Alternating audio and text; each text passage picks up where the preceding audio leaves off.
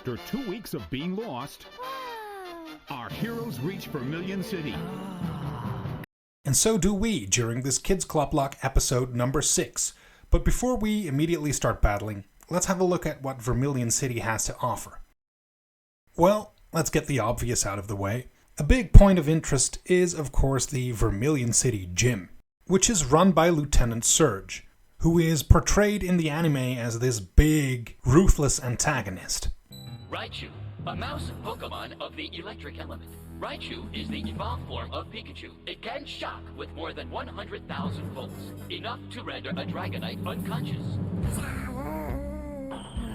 Okay, baby, if you want to quit, now's your chance.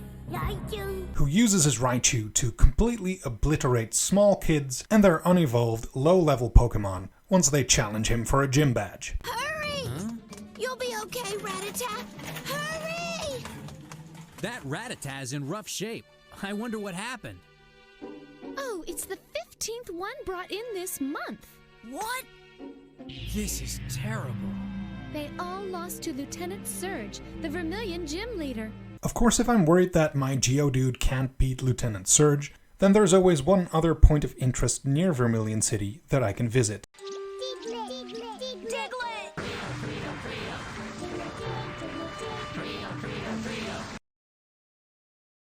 Diglett's Cave.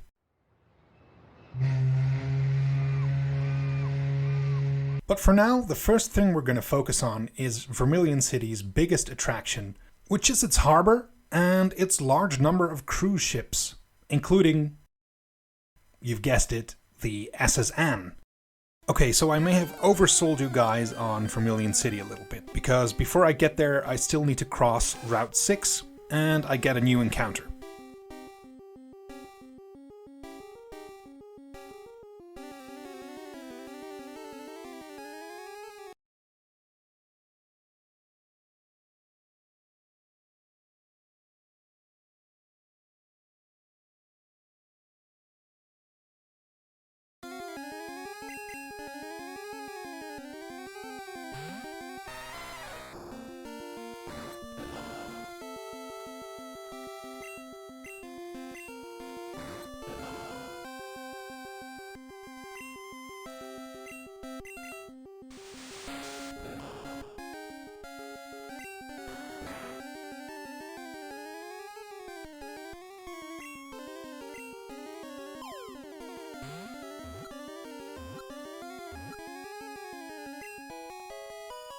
Okay, so let me quickly squeeze past these trainers to get to Vermilion City. Dang it.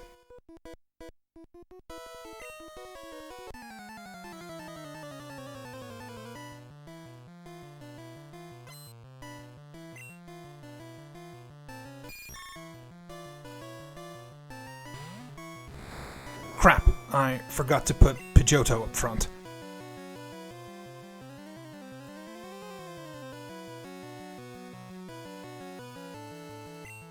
Maybe if I just switch real quick.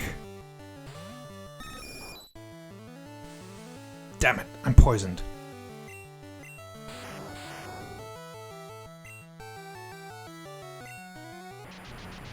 Crap, I'm confused.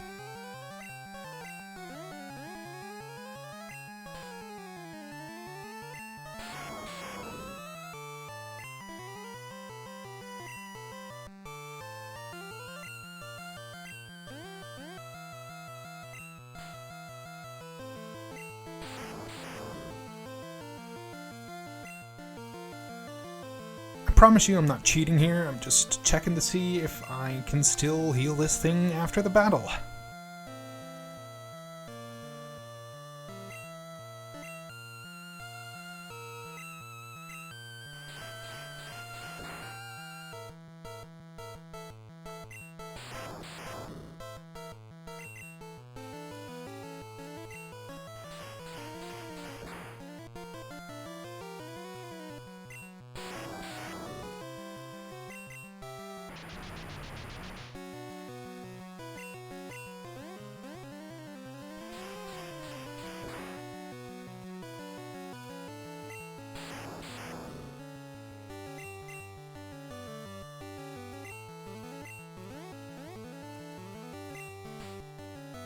Okay, Air France is not looking good. I think I need to sacrifice something to get a free switch.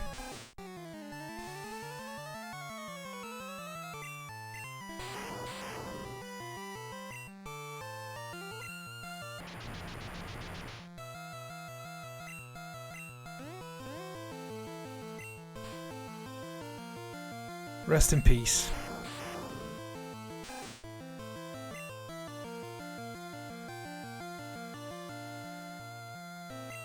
Okay, free switch, free switch. Damn it. Nice. Darn.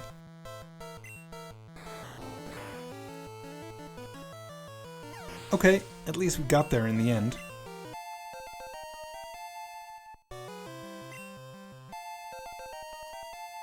And that also means that we're gonna go for the first minigame of this episode. During the last episode, my slate of mistakes, so to speak, was pretty clean. And, well, that's just not how life always works in Kidsclublocke like these.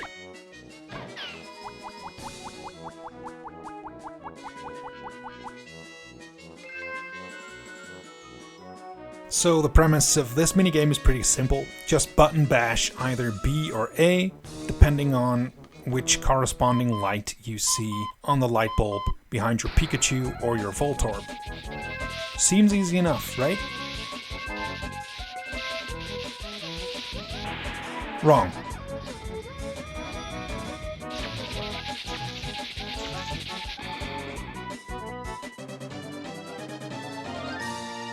Sorry, Gonzalez. That was short-lived. Quick side note on Squirtle, Charmander, and Bulbasaur. I have decided not to allow static encounters because I feel like that gives you just a little bit too much control over which Pokemon you're going to get in a Nuzlocke. And after whinging about controlling your encounters too much in a Nuzlocke, I immediately decide to take control of the next encounter that I'm going to get. Two options are open to me. Diglett's Cave and Route 11 to my right. I decide on Diglett's Cave for my next encounter. That is quite simply because most of the Pokemon on Route 11 don't seem that interesting to me, and the special encounter for Snorlax is a static encounter, which we've just ruled out as an option for this game. And even though Diglett might not seem most people's first choice, it's still a pretty fast ground type. A plan B in case I mess up against Surge, even though I'm not that worried that Surge will beat my Geodude, but still. And I can teach it the HM for Cut, which will help me along the way to the next few cities, not to mention the Vermilion City gym itself.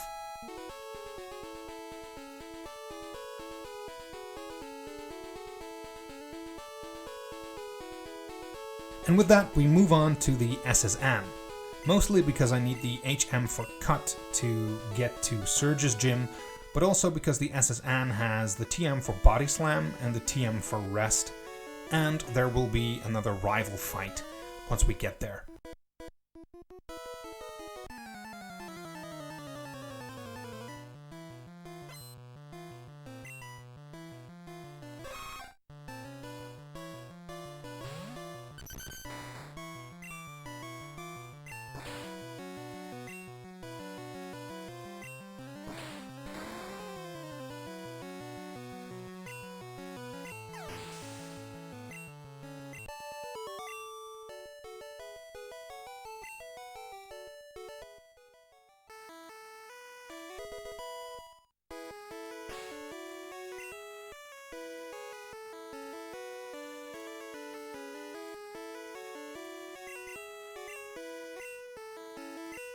I find the TM for Body Slam and I decide that the dude has earned himself a TM.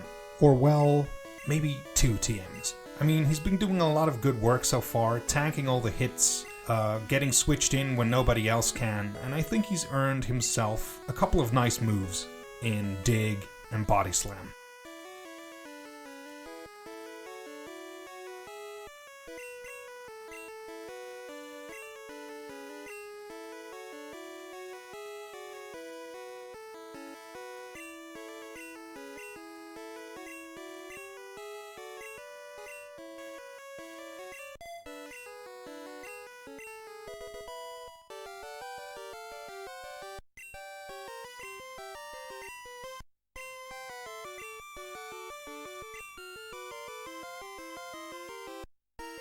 And then it's time for a play-by-play rival fight.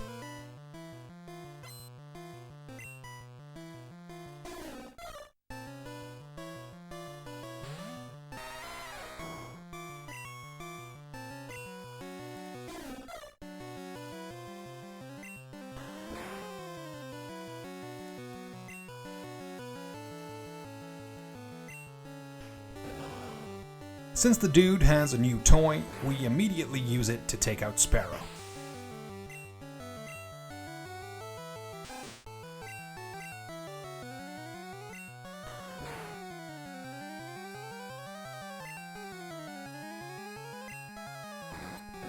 Of course, we need to give the Dig TM a little spin as well.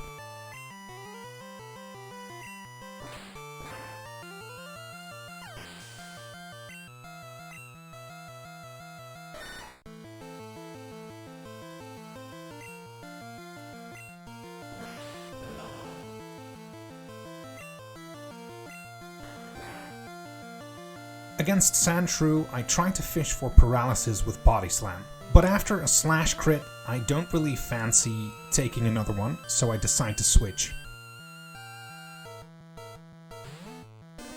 Which is a mistake, because Sandshrew hits with a really hard slash. So I can switch again, or click Absorb and hope for the best. But since Sandshrew is a level higher, it's also faster, and it takes out Oddish. Bellsprout is next, and I decide to not play around anymore and immediately take out Sandshrew with a super effective Vine Whip.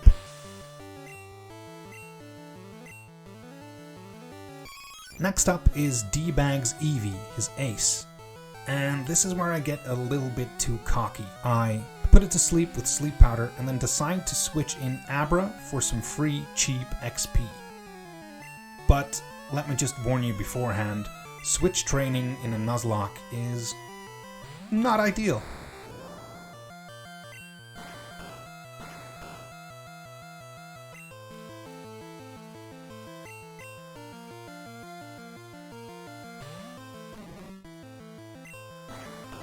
Okay, maybe that switch wasn't as disastrous as it could have been, but we're still down to the same strategy as we started with, which is a sleeping Eevee and then trying to lock it in with Wrap before it wakes up.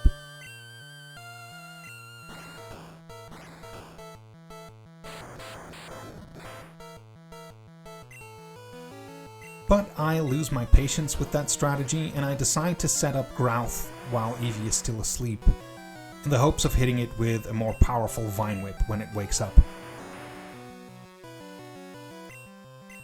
But then I'm still afraid that 2 Growths might not be enough, so I try to go for another Sleep Powder, which misses. And it almost feels like D-Bag notices this, so he decides to go for Sand Attack to lower my accuracy.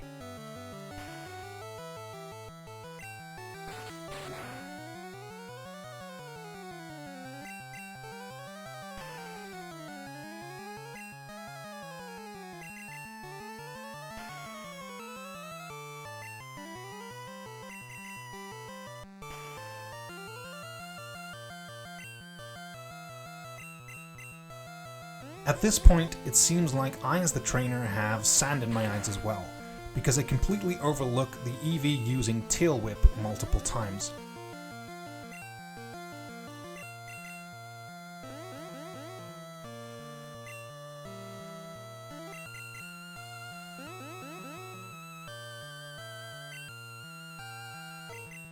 And then boom!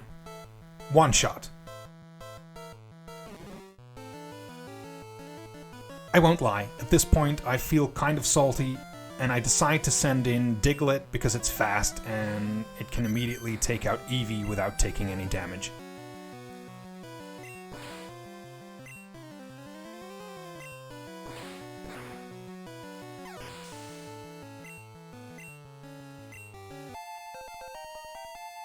Well, at least I got that Abra some XP, I guess. Although that XP could also have been 2 extra turns of Growth, but hey, that's hindsight, right?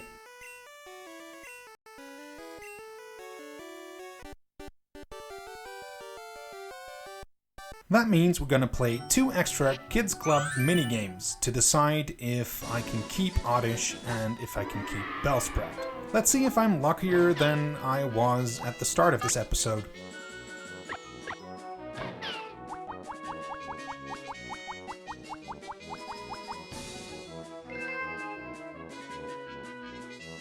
Run Bratata Run is actually a fairly simple game. You spam A to run, and you click the top button of that crosspad thingy to jump over an obstacle. But once we start, I completely brain fart and look at the wrong row with the wrong Rattata, which means I keep bumping headfirst into hurdles, and I keep having to restart running, which means my Rattata falls behind a lot.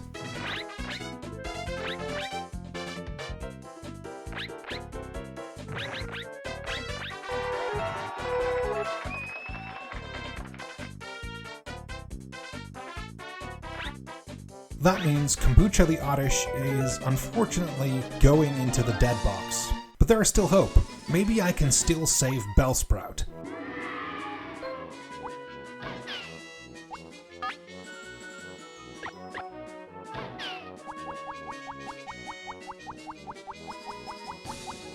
Damn, the computer must really like Ekans Hoop Hurl, huh?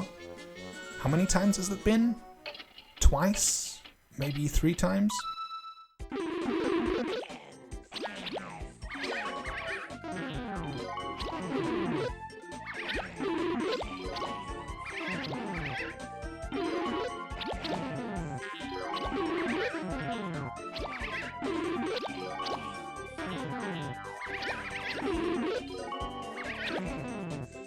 This time I actually managed to keep up at the start with computer hard a little bit, but I keep struggling with hitting those Diglett at the center row. There's multiple excuses for that. Old Nintendo 64 controllers, of which the controls have gone numb, my focus, my dexterity. In the end, it doesn't really matter, because once the golden Diglett come in, the NPCs get a lead on me, and there's no way for me to catch up anymore, unfortunately.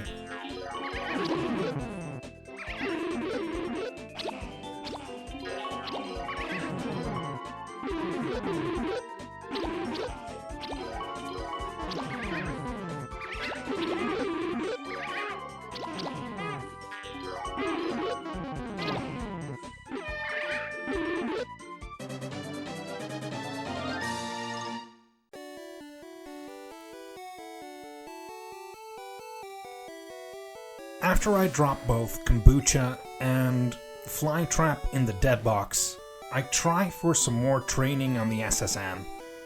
But since I've now lost both of my grass types, it's getting trickier and trickier to fight sailors with water Pokemon on the SSN.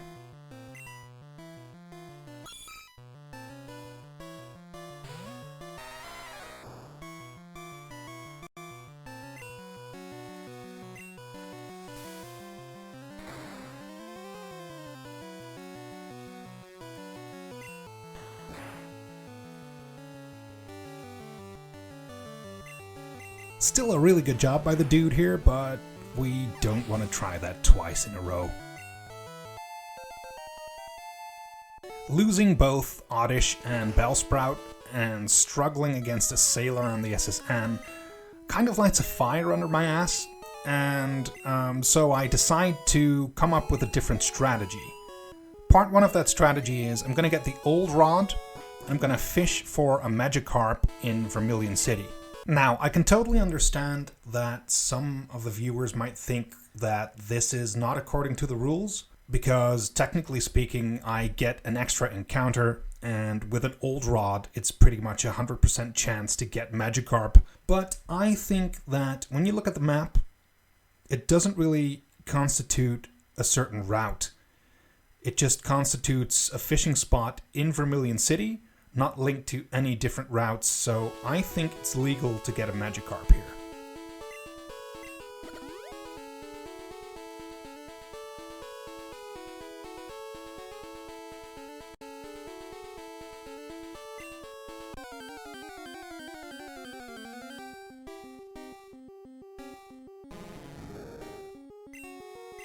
Eventually, of course, I'm gonna get a really strong Pokemon out of Magikarp, but for now it's a level 5 Magikarp. So even if I wanted to get ahead of the curve here, I have a lot of training to do to get that thing to become a Gyarados.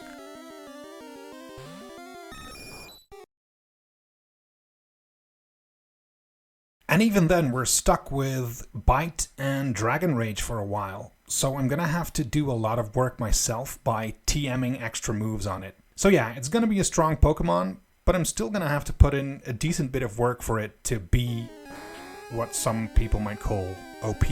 And since I couldn't get Squirtle, it's gonna be rough for me to get a water Pokemon in time for me to train it to be useful in gym fights. So I'm going to use that excuse as well to get a Gyarados.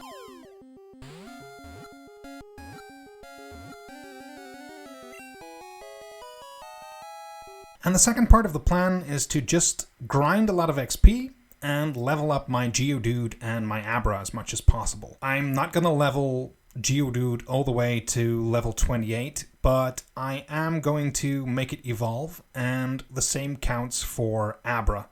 Because with a Graveler and a Kadabra on my team is gonna look a lot stronger, and I'll feel more confident making it through this challenge. Gonna need a montage. Ooh, it takes a montage. Show a lot of things happening at once. Remind everyone of what's going on. And with every shot, show a little improvement. To show it all would take too long. That's called a montage.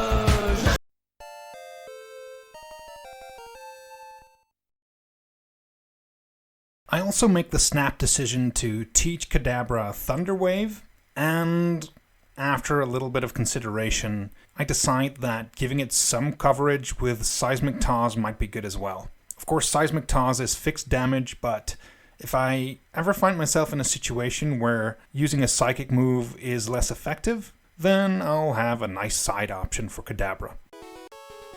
And then after Diglett does some gardening, and we clear out some of Lieutenant Surge's trash cans, lazy kid, it's time for the gym battle.